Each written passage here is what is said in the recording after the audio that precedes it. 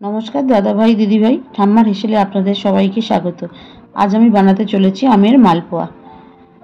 আমগুলো প্রথমে আমি কেটে নেব। আমটার কালারটা দারুণ। আমটা কেটে নিয়ে আমি একটা ছাঁকনি নিয়ে নিয়েছি। ওই ছাঁকনির সাহায্যে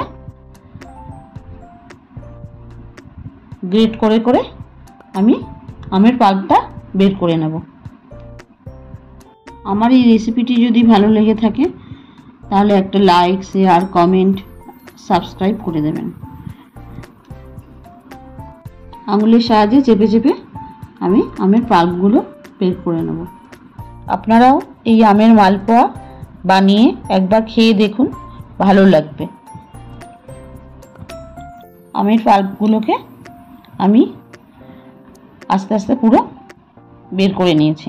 ছাঁকনির উপরে পুরো আমের এই পাল্প থেকে বেরিয়ে যাওয়া বাকি অংশগুলো সরিয়ে দেব।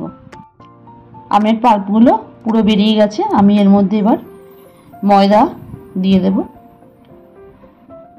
বড় কাপের 1 কাপ ময়দা নিয়েছি, হাফ কাপ সুজি নিয়েছি, 100 গ্রাম চিনি নিয়েছি, হাফ চামচ মৌরি নিয়েছি, 1/4 নুন, 1/4 বেকিং সোডা। এবার আমি বারবারে নাড়িয়ে ব্যাটারটা তৈরি করব। ব্যাটারটা তৈরি হয়ে গেছে। এবার আমি এটাকে 10 মিনিটের জন্য ঢাকা দিয়ে রেখে দেব।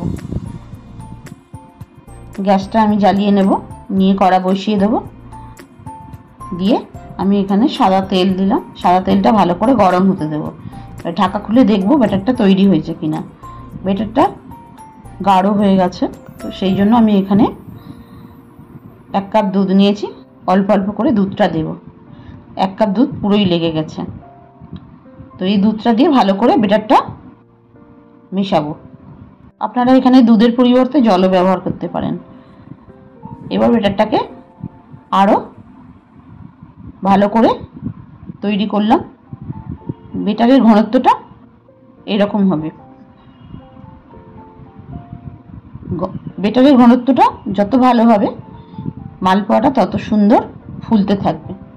তেল গরম হয়ে গেছে।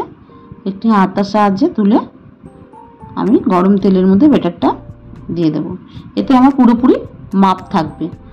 আর আমি গ্যাসটা লো টু মিডিয়াম ফ্লেমে রেখেছি। জোরে দিলে বাইরেটা পুড়ে যাবে, ভিতরটা কাঁচা থেকে যাবে। এই জন্য লো টু মিডিয়াম ফ্লেমে রাখতে হবে। পেছন পিঠটা হয়ে গেছে তৈরি। আমি এটা উল্টিয়ে দিলাম, দিয়ে এটাও আমি ভালো করে ভেজে নেব। মালপোয়া একদম লাল লাল হয়ে গেছে, তৈরি হয়ে গেছে। আমি তুলে নিলাম। এইভাবে আমি সব মালপোয়াগুলো ভেজে নেব। পুরনো যারা সবাই সাবস্ক্রাইব করেছেন তাদের সবাইকে ধন্যবাদ। নতুন যারা দেখছেন তাদের সবার কাছে আবার অনুরোধ রইল একটি সাবস্ক্রাইব করার জন্য। আমি একটা মালপোয়া নিয়ে দেখাচ্ছি কেমন তৈরি হয়েছে।